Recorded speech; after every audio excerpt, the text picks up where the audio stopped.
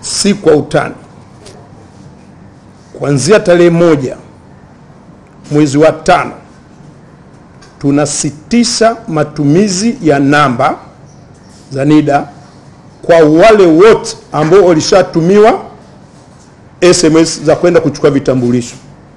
Narudia tena, kuanzia tarehe 1 mwezi wa 5 tutasitisha matumizi ya namba kwa wale wote ambao walishatumiwa, kwa sababu tayari system si tunayo. Uwe umepoteza, uwe umefuta, hutapata huduma yoyote kwa kutumia namba.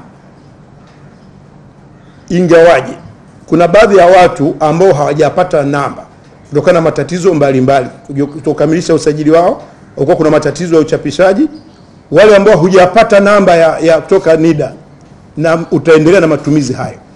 Lakini sisi kwenye system tayari tunao ambao tumeshawatumia, tuna switch off. Narudia tena, hili hatuna utani nalo, na niombe waandishi wa habari nisije nikasikia kilio cha mtu yoyote.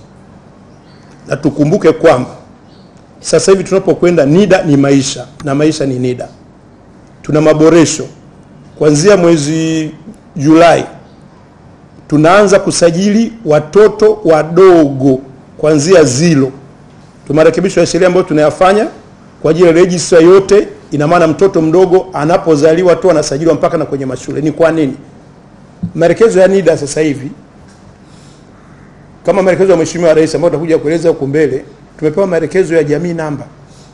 Ina maana kwamba kila mwananchi mifumo iweze kusomana, atatumia kitambulisho cha NIDA.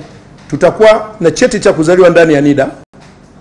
Tutakuwa na bima ya afya, na baadhi ya hospitali wameshatangaza wanaanza matumizi ya NIDA, na hasa nafikiri Moi. Kwa hiyo na maana kwa mtoto mdogo ambaye hana NIDA itakuwa. Kwa hiyo tunaanza kusajili mpaka watoto wadogo. Tutaanza na pilot project ya wilaya 3. Tutaanza na wilaya Kilolo, Rungwe na Kusini Unguja. Kwa hiyo kabla siende, niwaombe sana watu wasifanye mchezo. Na katika hii tulivyo zote tutakuwa na vitu 9 katika vitambulisho, na tutaviboresha baadaye ambavyo vitakuwa na taratibu. Passport itakuwepo, tutakuwa na details za driving license. Hutapata tena driving license kama kadi, kila kitu ni kwenye NIDA. Ukibonyeza ni kila kitu, taarifa za passport. Lakini tutaenda zaidi malipo. Kwa mfano unataka kulipa SGR, unataka kulipa mwendo kasi, vyote vile. Na tayari tuna taasisi nyingi, hata baadhi ya mabenki wameomba kuingiza kwamba taarifa zao tutumie kadi moja kama maelekezo ya Mheshimiwa Rais. Lakini tumejiongeza zaidi katika vitu ambavyo tutaboresha. Tutaweka mpaka grupu ya damu, taarifa za grupu ya damu. Kwamba grupu yangu mimi Masanja ni A. Kwa hiyo unaweza kujikuta una matatizo, umepata shida, ajali, au umezidiwa, watu wamekokota njiani, wanakupeleka hospitali ili usipate tabu ya kwanza kupima tena, wakichukua kadi na taarifa zako zote. Hata hivyo, pamoja na jitihada zote hizi, ni dhahiri kabisa kwamba kasi ya kujitokeza kuchukua vitambulisho vyao bado sio ya kuridhisha. Na kama tulivyojua kusema huko nyuma, miongoni mwa sababu zilizochangia kusuasua vitambulisho vyao ni kuwa na matumizi ya hizi ni namba za NIDA.